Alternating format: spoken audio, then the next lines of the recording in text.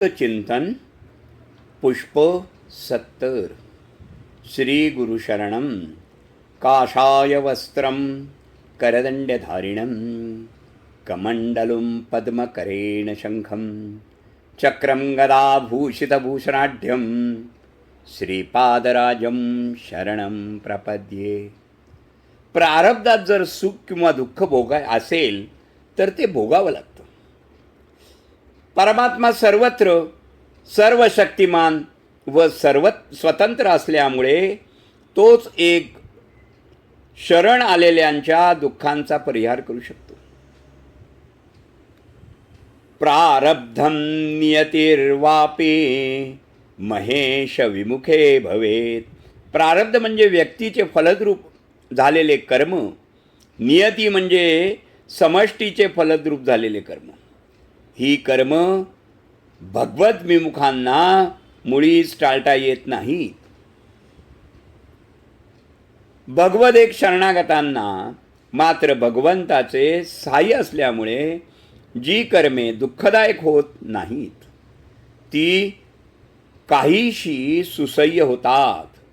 निष्काम भक्ताला भगवान सर्वतोपरी सांभाळतो आणि सकाम भक्ताचे दुःख त्याच्या भक्तीनुसार कमी करतो.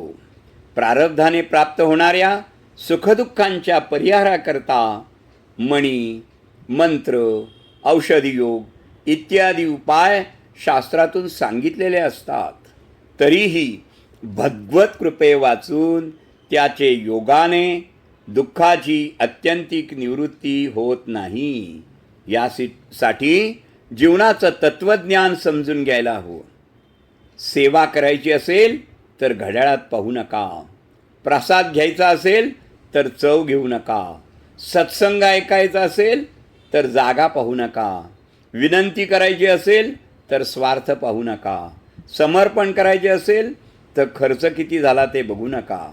दान करायचे असेल तर गरज पाहू नका. सत्य ही एक अशी शस्त्रक्रिया आहे की ज्याने सुरुवातीला वेदना होतात पण दुखण्यापासून कायमची मुक्ती मिळते. पण असत्य हे असे वेदनात्मक असते की ज्याने तात्पुरतं बरं वाटतं तरी असंख्य त्याचे साईड इफेक्ट्स असतात. सामना करावा लागतो. अपयशाच्या भीतीने स्वाभिमान गुंडाळून तडजोडीचे आयुष्य कधीच जगू नका. एखाद्या जिवलग माणसाच्या पाठीमागे ठामपणे उभा राहा.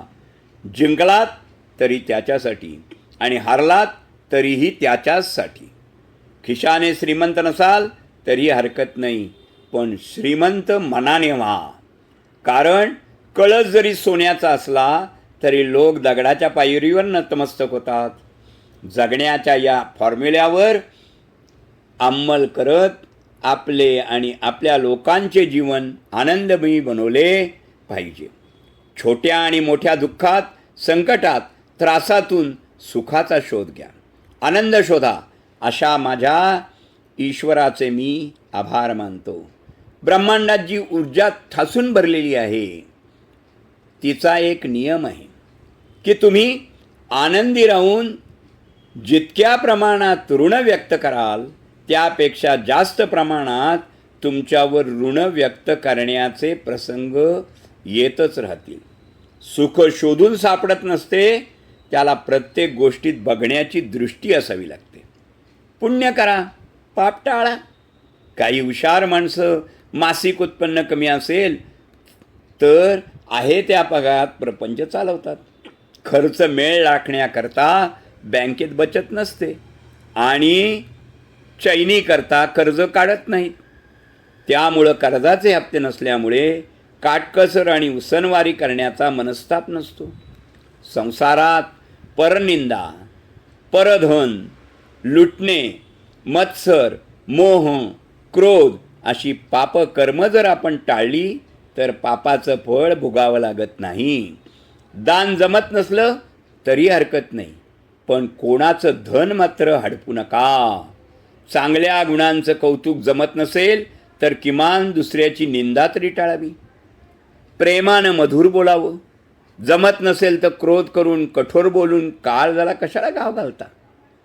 वरीलप्रमाणे संसारात आपल्या वाटेला आलेल्या कर्तव्याचे पालन करून परनिंदा, असूया, फसवणे, मालमत्ता कब्जा आणि धनाचा अपहार आयुष्य टाळले तरी कल्याणच होईल. पुण्य कमी पडले तरी चालेल, पण पापाचा डोंगर करू नका. मृत्यूपूर्वी आणि पुढील जन्मात वाईट आणि क्लेशदायक भोग टाळणे आपल्याला शक्य आहे. चेहऱ्यावरचं तेज हे तुमच्या अंतःकरणाच्या विचारावर अवलंबून असतं. मनात आत्मविश्वास असला की चेहरा तेजस्वी दिसतो. मनात इतरांविषयी प्रेम असलं की चेहरा सात्विक दिसतो. मनात इतरांविषयी आदर असला की चेहरा नम्र दिसतो. मनातले हे भाव जे आहेत ना, ते माणसाला सुंदर बनवतात, हे निश्चित लक्षात ठेवा. म्हणून आपले आचार विचार उत्तम ठेवा. आपलं कर्म प्रामाणिकपणे करत राहा. दुसऱ्याची वागणूक जी आहे ना, ती आदर्श ठेवा. इतरांना भरपूर प्रेम द्या. शक्य तेवढी तन मन धनाने इतरांना मदत करा.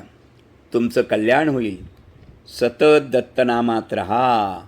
शुभम भवतु, शुभम भवतु, शुभम भवतु.